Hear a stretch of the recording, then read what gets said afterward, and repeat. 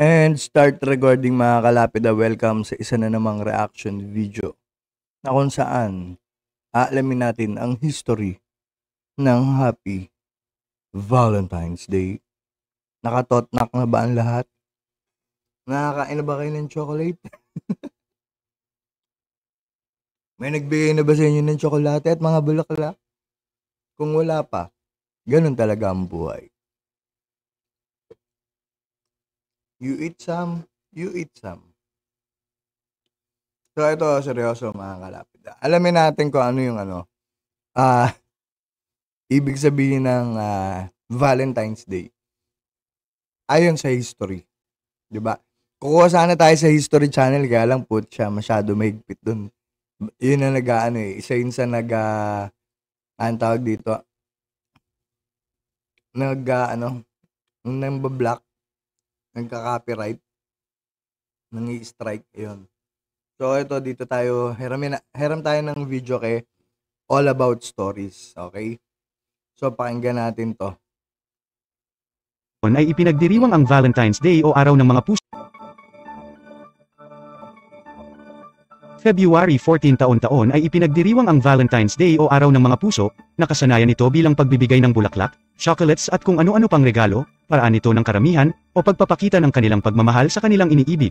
Alam mo ba na ang Araw ng Mga Puso ay siyang araw din ng pag-alaala ng pagkamatay at sakripisyo ng isang Romanong pari noong 3 siglo? Ngunit, paano at ano ba ang pinagmulan ng Valentine's Day? Pero bago natin simulan, Yan, so alamin natin Pero bago natin simulan, kung bago ka pa lamang sa aking channel ay hit mo na rin yung subscribe button para updated ka sa susunod pa natin na mga kwento na like, mga kalapida.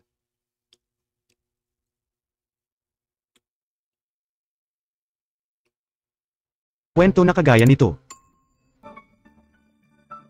Ang Araw ng Mga Puso o mas kilala sa buong mundo na Valentine's Day ay ipinagdiriwang tuwing ika-14 ng Pebrero. Ito ay nakaugaliang ang pagbibigay ng mga regalo ng bawat individual sa kanilang minamahal, Tsaka sex.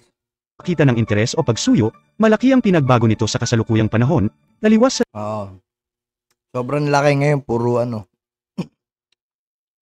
puno ang mga motel. Puno lahat. Ngayon lang lumabas kami, pagdating mo dyan sa Saranay, putang ina, hindi na umaandar yung mga sakyan. Kung hindi ka nakamotor, hindi ka aandar. Pag nakamotor ka, makakasingit ka. Mapaaway ka lang. Normal lang yun. So ngayong araw na to, 2 beses ako encounter ng road rage. Ako mismo bubunutan ko sila sabay ganun. Tuloy. sa dating pinagmulan at nakaugalian ng mga Romano noong 2nd to 5th century, noong 2 siglo tuwing sasapit ang February, isang pagdiriwang o pagtitipon taon-taon, ginaganap ang isang pagan festival na tinatawag na Lupercalia. Ito ay ginagawa noong 15 ng Pebrero. Ayan. So, kaya hindi na ako nagse-celebrate ng mga ganito. Di ba? Pero nakakatuwa naman tignan sila, yung mga lovers. Lalo na yung mga secret lovers. Yung mga bawal na pag-ibig, nakakatuwa sila kasi patago. Di ba? Tuloy.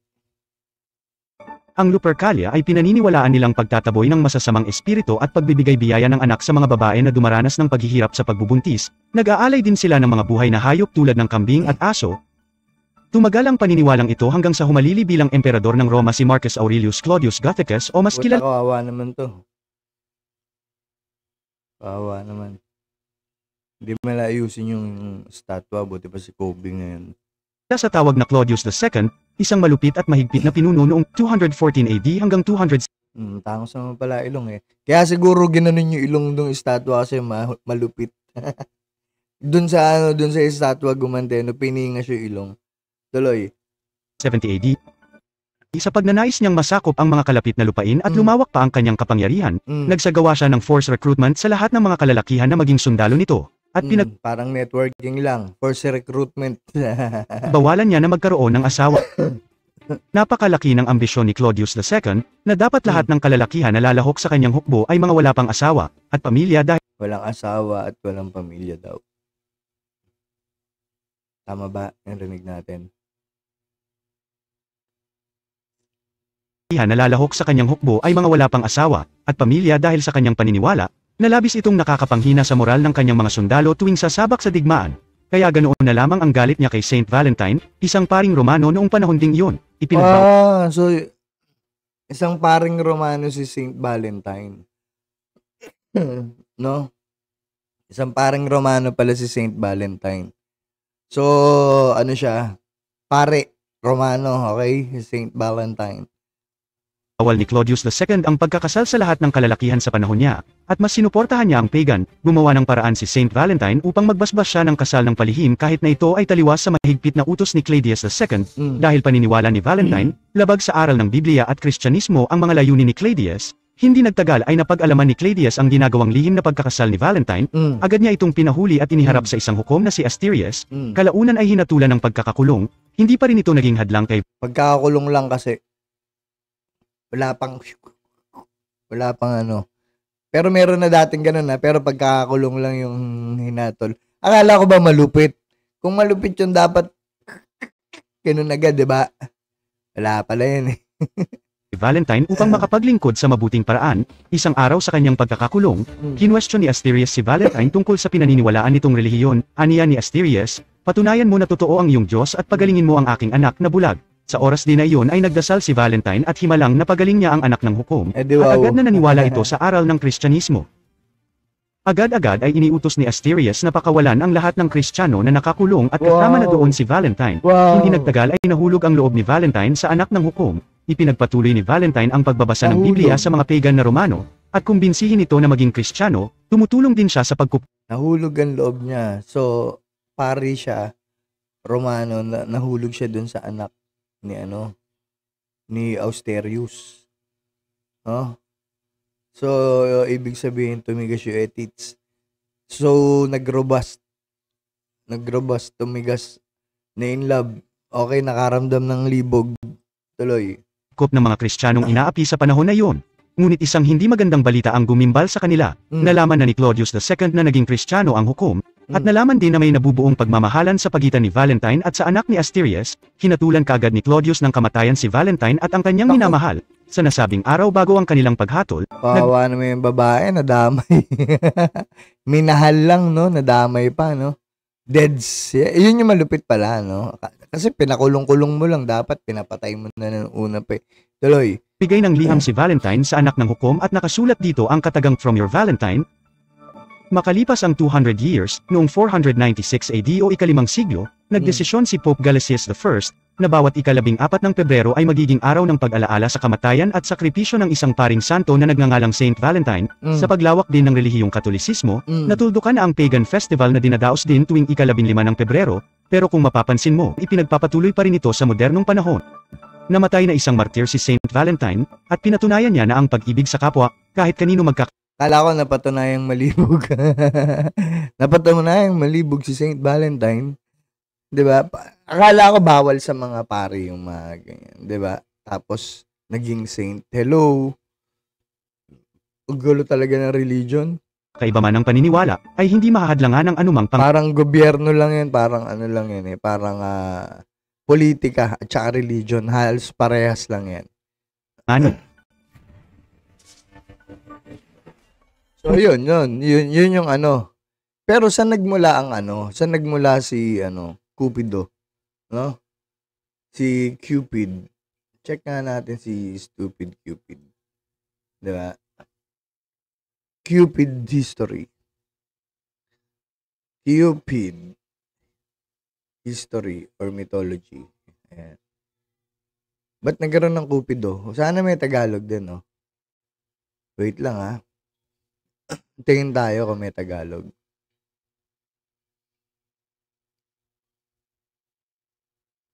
Stupid kasi ito si Cupid eh. Okay, tama. The truth about satanic, Valentine's Day, satanic origins po. Evil pagan origin of Valentine's Day, di ba? Saint Valentine. Cupid love is blind. Saan galing si Cupid, no? Kay Grandy? Hindi. Kay Grandy ba? Saan galing si Cupid? Si Cupid at and Psyche, mga klasikong ano to, movie, 15 minutes or The Dark Story of Valentine's. Talagang dark story talaga si parang dark chocolate lang, no? Si Cupid at si Psyche. Valentine's Day, the story of Cupid, the history of Cupid. Ito, maikli lang, 2 minutes. O, pakinggan na natin to, ha? The story of Cupid. Ako, English, puta. Wait lang. Baka dumugo yung ilong ko. Cupid has long been the most recognizable symbol of St. Valentine's Day. Why? Why is that? Hey, wait. Of St. Valentine's Day. And then? Who was Cupid, and why is he associated with the And then? holiday? In Greek mythology, there was a character known as Eros. Eros. And then? Eros was the Greek god of passionate love. Wow. His mother was Aphrodite, who was the And then? goddess of love, beauty, and pleasure. Hundreds of years later, the Romans borrowed the Greek traditions, changing the names of these gods and goddesses. And then? And then? And then? And then? Gods and goddesses. The Romans knew Aphrodite by the name of Venus, and her son Siguro doon nagsimula yung mga aphrodisiac, no? Kay Aphrodite, yung mga kinakain pampalibog, no? Mga aphrodisiac, no? Kay Aphrodite kasi, yan, magkakaano sila, no? Parang yung Eros, erectile. Pagka nagkasakit si Eros, erectile dysfunction. Diba? Parang doon siya nag-ano. The Romans knew Aphrodite by the name of Venus, and their son, they called Cupid.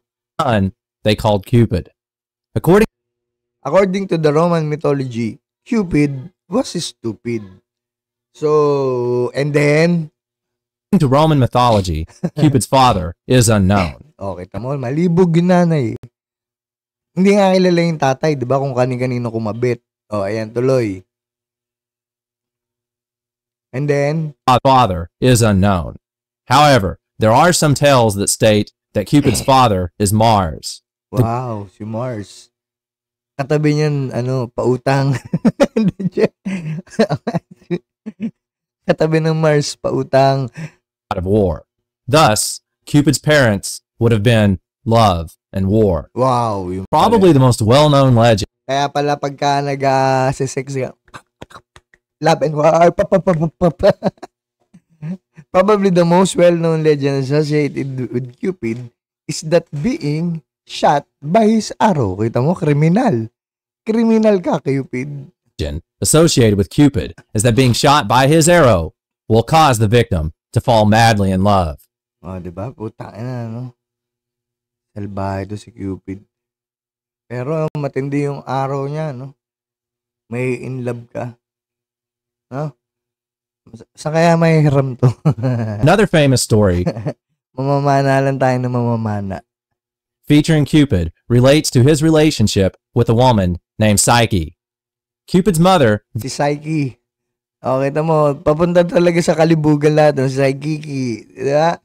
So, si Aphrodite. Si Erectus Dysfunctionus. Si Psyche.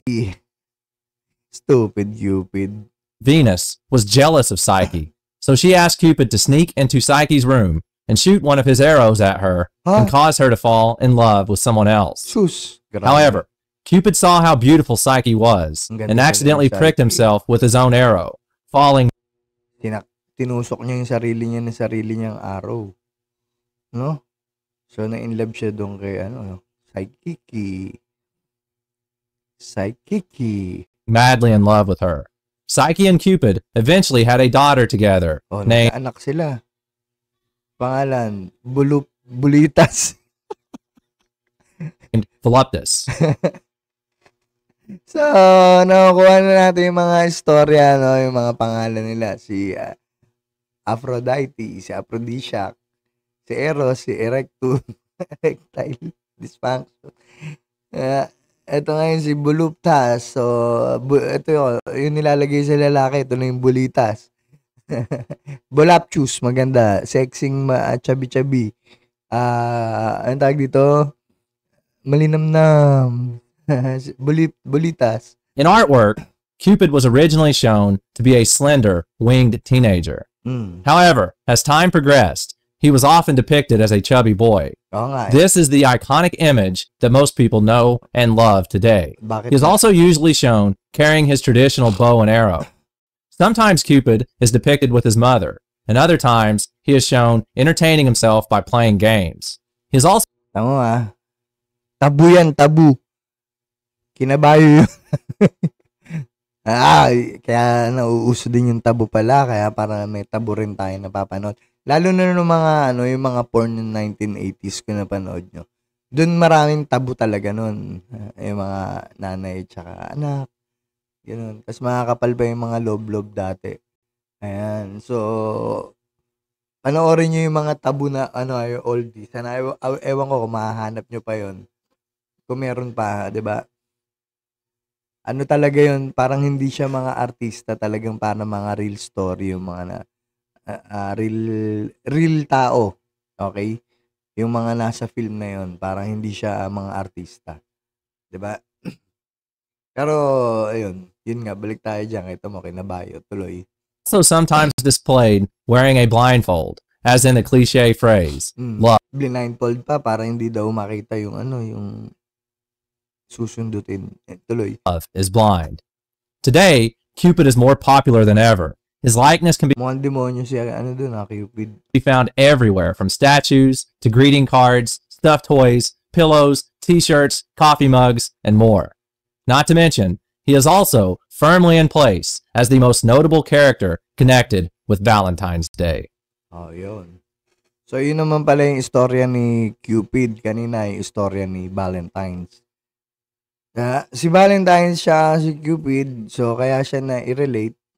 Hindi ko pa rin mag-relate. Kayo na po mag-relate. Basta pinakita ko sa inyo yung istorya ni Valentine's. Si Saint Valentine's yun. Tapos pinakita ko sa inyo si Stupid Cupid. Kayo na lang mag-mix. Pag na ganun sila, ayun na po, may eros na. Erectus. Titicus. So, kayo na pong bahala dun, mga kalapid. So, yun muna ang ating regalo sa inyo, pang Valentine's. Happy, ewan ko sa inyo, but ba sineselebrate yan? Basta puso. Diba? And stop recording.